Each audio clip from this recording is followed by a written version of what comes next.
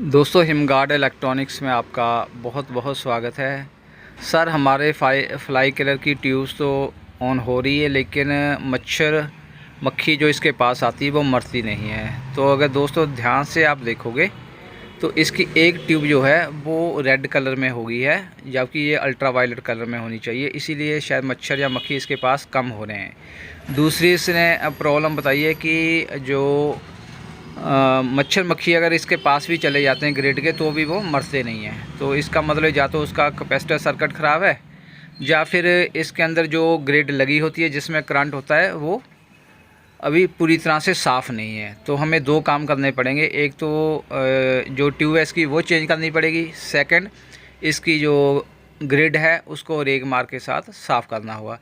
तो वो दोस्तों कुछ बातों का ख्याल रखना जब आप रिपेयर करते हो फ्लाई किलर का, क्योंकि ये इसका सर्किट अंदर कैपेसिटर टाइप होता है, तो इसके अंदर करंट होता है बंद करने के बाद भी।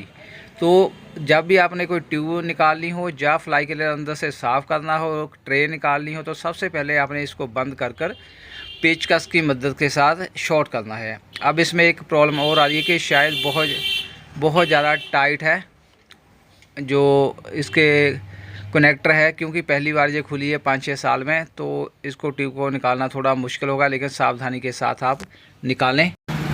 दोस्तों इसका जो स्टैंडर्ड साइज़ होता है ट्यूब का वो होता है 1 फीट का, और ये 8 वाट की होती है। तो अब ये बिल्कुल सही काम करी है। अब इसका चेकिंग भी कर लेते हैं। तो बिल्कुल दोस्तों अब इसका जो कैपेसिटर सर्किट हमने चेक कर लिया वो बिल्कुल ठीक है। अब इसका जो ग्रिड है उसको हम साफ़ करेंगे अच्छी तरह से, लेकिन उससे पहले आपने एक बार इसको ऑफ करना।